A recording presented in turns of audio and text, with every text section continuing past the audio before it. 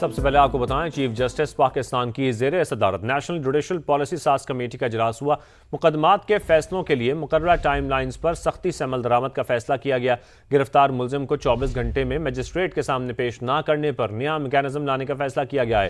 سہیل رشید ہمارے ساتھ موجود ہیں۔ سہیل، یہ نیا میکانزم کیا ہے، بتائیے۔ دیکھیں، اس سے پہلے جوڈیشل جو پالیسی میکنگ کمیٹی ہے اس نے فیصلہ کیا تھا کہ 24 گھنٹے کے اندر قانون کے مطابق ملزمان کو پیش کیا جانا چاہیے، لیکن اس کے باوجود کچھ شکایات تھی جس پر اب نیا میکانزم بنانے کا فیصلہ کیا گیا ہے۔ اس پر آراء جو ہیں وہ طلب کی گئی ہیں۔ اس کے علاوہ جبری گمشدگیوں کے مقدمات پر بھی مؤثر ادارہ جاتی رد عمل پر اتفاق کیا گیا ہے، جبکہ جو کمرشل مقدمات ہیں ان کے جلد فیصلوں کے لیے ایک جو لٹیگیشن کوریڈور ہے وہ نافذ کرنے کا فیصلہ ہوا ہے اس اجلاس میں، جبکہ ایف پی آر میں جو اسکریننگ کمیٹی ہے اس کو بھی غیر ضروری مقدمات کے خاتمے پر کہا گیا ہے کہ اس پر توجہ دی جائے اور ان کو ختم کیا جائے تاکہ جو ٹیکس مقدمات ہیں ان کا جلد حل جو ہے وہ تلاش کیا جا سکے۔ یہ اہم فیصلے تھے جو آج چیف جسٹس پاکستان کی زیر صدارت ہونے والے اجلاس میں کیے گئے۔ سہیل، بہت شکریہ آپ کا۔ سیالکوٹ کے حوالے سے آپ کو یہ بھی بتائیں کہ سیالکوٹ کی صنعت اس وقت متعدد چیلنجز کا سامنا کر رہی ہے۔ بڑھتی ہوئی پیداواری لاگت، مہنگی بجلی، جدید ٹیکنالوجی کی کمی اور عالمی منڈی میں سخت مقابلے کا سامنا ہے۔ شہزاد احمد کی رپورٹ دیکھیے۔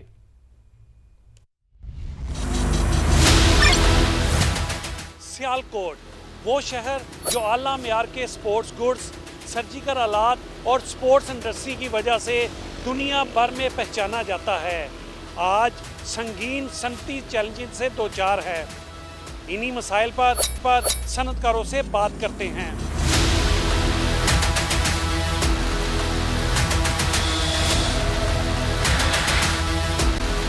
صرف 25 لاکھ افراد کا شہر ہے اور یہ 3 بلین ڈالر کی ایکسپورٹ کر رہا ہے، اور سیالکوٹ میں بہت زیادہ پوٹینشیل ہے ہماری انڈسٹری میں کہ یہ مزید ترقی کر سکتی ہے، لیکن آج کل کے جو مسائل ہیں اس میں ہمیں ٹیکنیکل پرسنز کی بہت زیادہ کمی ہے۔ ہمارے ووکیشنل ٹریننگ انسٹیٹیوٹس ہیں، ان کے اندر جو ہمارے سے ریلیٹڈ کورسز ہیں وہ نہیں کروائے جا رہے، بلکہ اس میں وہ کورسز کرائے جاتے ہیں جو کہ پاکستان سے باہر افرادی قوت کی ڈیمانڈ ہے، جس میں electrical, mechanical, civil diploma courses کروائے جاتے ہیں۔ ویئر ایز ہمیں جو ایکسپورٹرز کو چاہیے وہ سرجیکل کے شعبے میں، گارمنٹس کے شعبے میں اور سپورٹس گڈز کے شعبے میں ہمیں مڈ لیول مینیجرز کی ضرورت ہے۔ ہمارا بہت زیادہ مطالبہ ہے کہ انڈسٹریل زون بنایا جائے۔ انڈسٹریل زون جو لاسٹ بنا تھا وہ 1962 میں بنا تھا، جو کہ اب مطلب 50 سال سے زیادہ ہو چکے ہیں، اور ہمیں ضرورت ہے کہ ایک انڈسٹریل زون جو گورنمنٹ آف پنجاب نے اعلان بھی کیا ہوا ہے کہ یہاں بنایا جائے گا 1400 ایکڑ پہ، اس کو فل فور بنایا جائے۔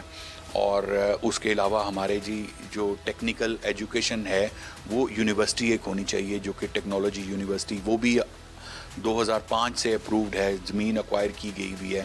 وہ ہماری ایک دیرینہ مطالبہ ہے کہ وہ کمپلیٹ کی جائے، وہ اس وقت انڈر کنسٹرکشن ہے۔ سیالکوٹ میں ہیلتھ کے ایشوز ہیں، ہماری انڈسٹری کے ورکرز جو ہیں وہ کوئی بھی اونرز بھی ورکرز بھی ہر ایشو کے لیے ہمیں لاہور جانا پڑتا ہے۔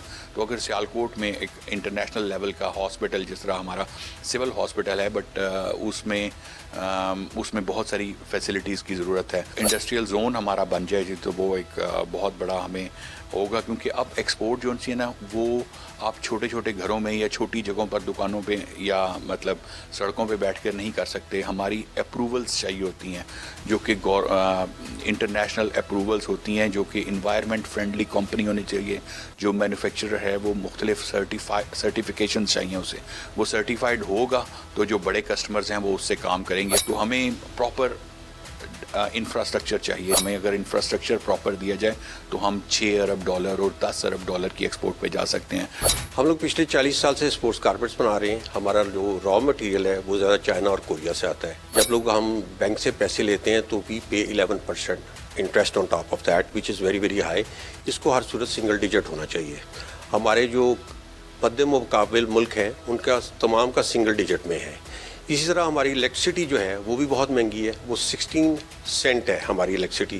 چاہیے جائے کہ ہمارے جو مد مقابل ملک ہیں اور ریجنل میں جو کمپیٹیٹر ملک ہیں وہاں پر 6 سینٹ سے 9 سینٹ تک بجلی دستیاب ہے۔ اسی طرح ہمارے انڈسٹریل زون نہیں ہے، اور اس کے علاوہ جو ہمارا FTR ہے وہ سب سے بڑا ایشو ہے۔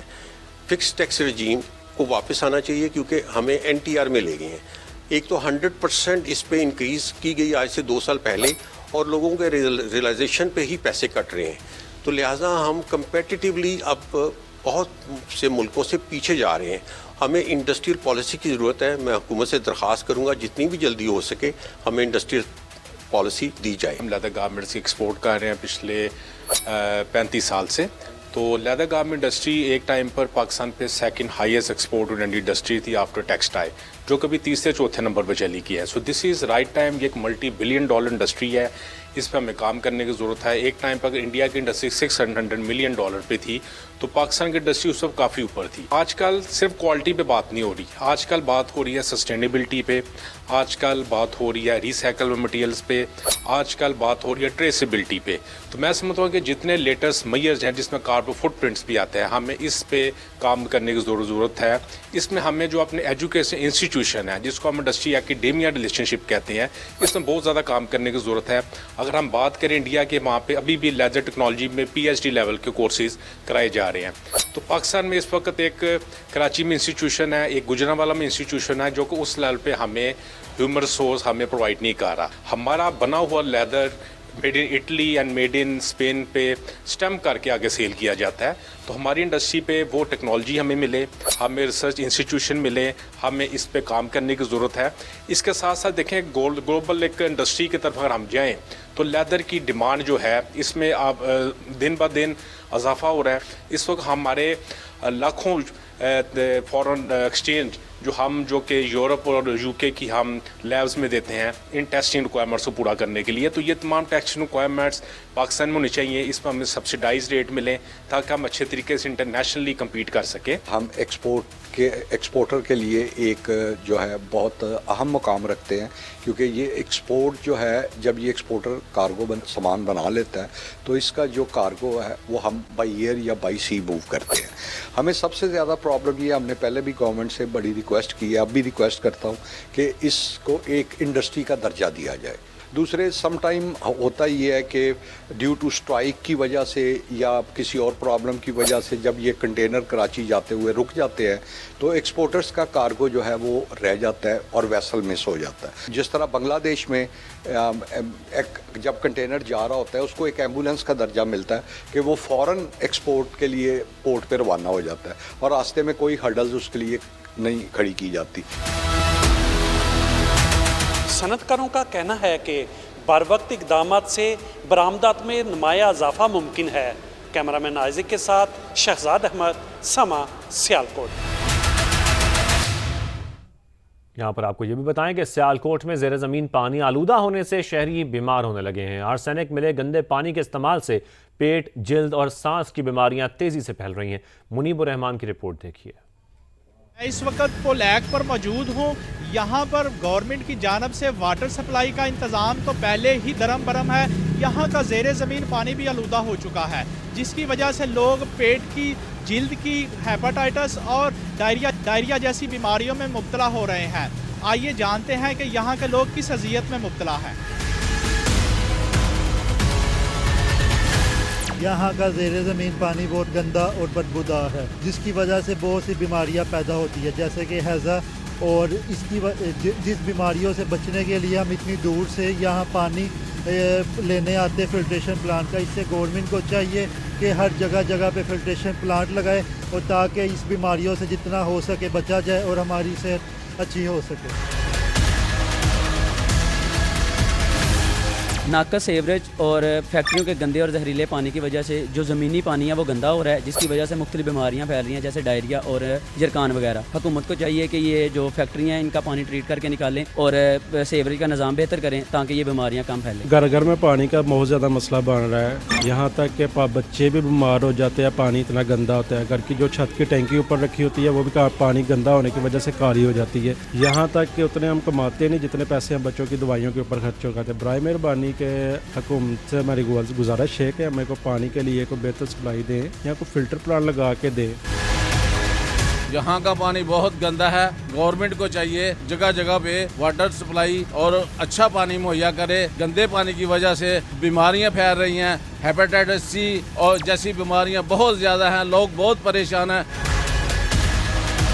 جی بالکل، آپ نے شہریوں کی بات سنی. गंदे पानी से पैदा होने वाली बीमारियों पर लोग इतना पैसा खर्च कर जाते हैं जितना वो कमाते नहीं। उन्होंने हुकूमत से मुतालबा किया है कि मोहल्लों के करीब करीब वाटर फिल्ट्रेशन प्लांट नस्ब किए जाएं ताकि सेहत के मसाइल हल हो सकें।